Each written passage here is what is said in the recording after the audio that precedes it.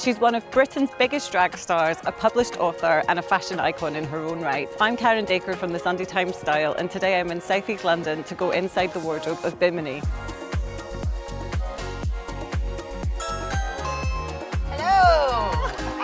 Welcome. Thank you. How are you? I'm all right. How are you? Thanks for having us. No problem. Friends.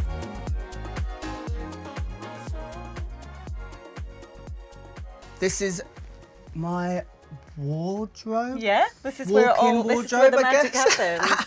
Is it I'll call always it that. this tidy? Absolutely not. So today you're going to talk me through some of the items in your wardrobe that mean the absolute most to you. Maybe they, I don't know, represent a story about your life or a big kind of key moment. Do you want to start? I feel quite nervous. I know. I've like come out the closet before. I'm going back in it. I'm like, one thing I'm going to start with is the little TV show you might have been on. it was on the little Small, TV show. A little unheard of TV show. Yeah. This feels like a big moment. So the theme of this finale theme was like extravaganza, Okay. and so this was the trail that came. It was attached to the bodice. To do A anything. big moment actually in the design of this. Yeah. I worked with Ella Lynch, who's incredible. We spent about 2 weeks deciding bow or no bow. Oh my God, It was it's such a moment, and it took 2 weeks, and we went with bow, and we're so happy. The entire piece, except for the body of the corset, was made from second-hand materials. So this was a wedding dress that was deconstructed and added the bits, and everything was kind of bought second-hand, which was really cool. And did you work with different people on the different outfits? Like, For lots of themes, but I worked on 5 with Ella. I'd known Ella for years. Ella is someone that isn't just fashion oriented, like she's just got one of those really creative eyes. Yeah, And it was beautiful to get to work with Ella for this. We were like, one day we'll be in the V&A, and then it happened. And then this is the body. God, it's so heavy. Ella did all of the embellishments by hand. Oh, bless her. We did like little cheeky bits on the nipples as a little course you westward did. nod. Love. The reason we went for that was because it was the last runway. Yeah. And, you know, bridal, couture rules ends on bridal. Yeah. What is it about this that kind of represents that whole drag race experience for you? For me, getting to that position Yeah. was like a kind of dream come true in a way. Like, I didn't expect it. So you also played it differently. You did things that, like your Princess Julia. And on the same episode, I think I did the Norwich City football You did, look, which was also like a controversial one of my favourites of all time. And mine, to be discussed in a second. But this was more like, this represents like, I don't know, the start of a new journey. And then all of the amazing things and how my life changed after. Does it feel like a long time ago now? Yeah. So tell me about the V&A. How did that kind of come about, and what was it like to see something you wore? It was wild. It's amazing. Because they were doing an exhibition that was fashioning masculinity. Yeah.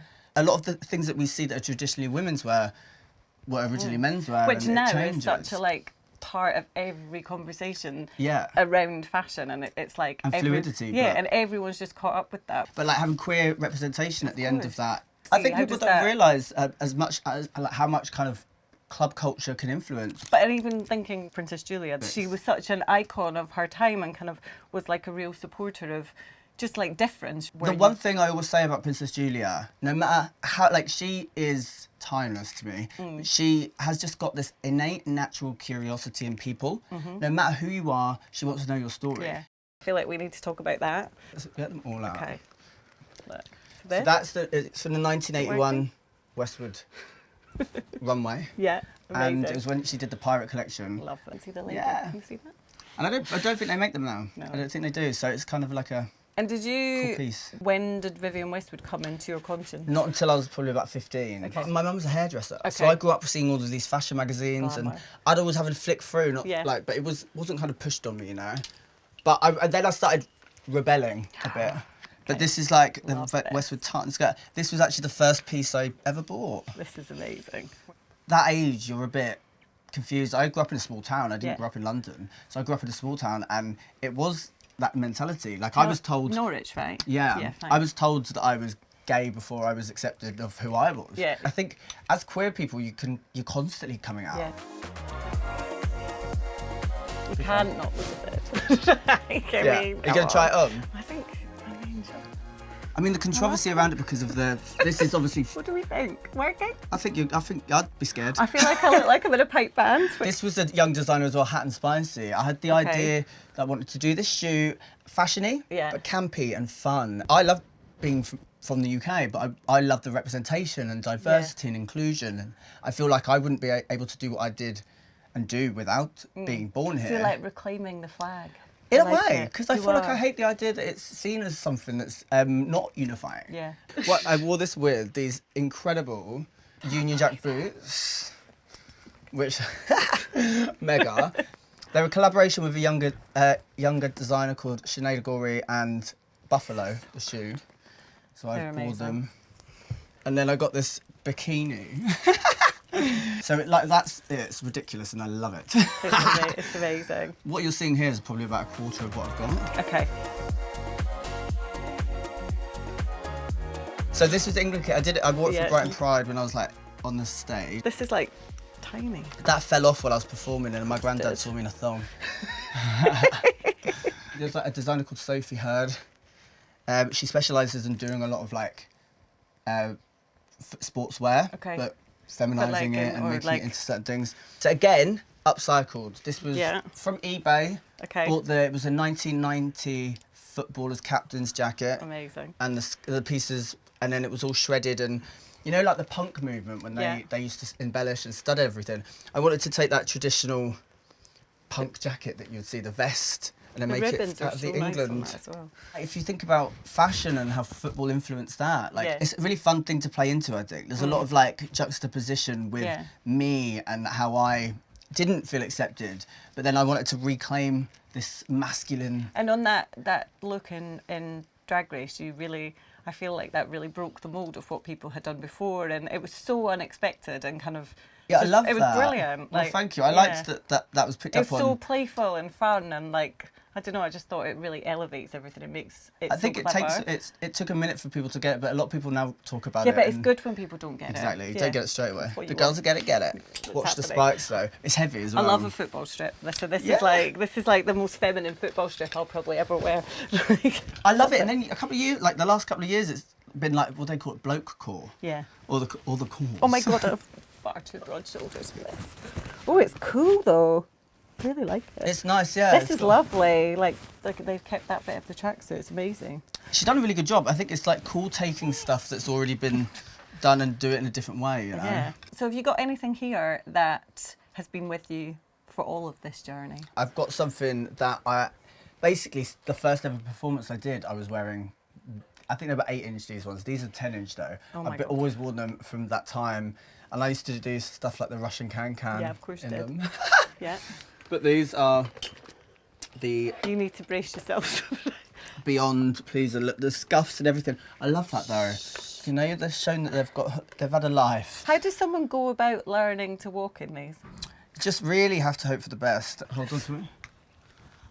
Oh my God, that is insane. That's what it's like up there. It's colder, isn't it? I like looking at how like society views or have these ideals of people, and I think these are kind of traditional stripper heels, and there's so much like negativity towards people that do that job, but it's work and they're so strong, these women, and I've like I used to do pole dancing, so I used to be around them, and they're so lovely and fun and just caring, some of the nicest people I've ever met, and I think society creates such a negative image about certain groups or marginalised people, and I love just wearing these because I think it makes me feel sexy. And if there's a symbol of what drag is about, this is it, right? I think so. The shoe is like, it sort of encapsulates everything.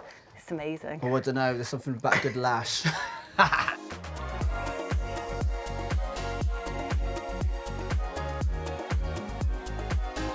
Does it always come from you when it comes to deciding what to wear, or do people kind of coerce you into things?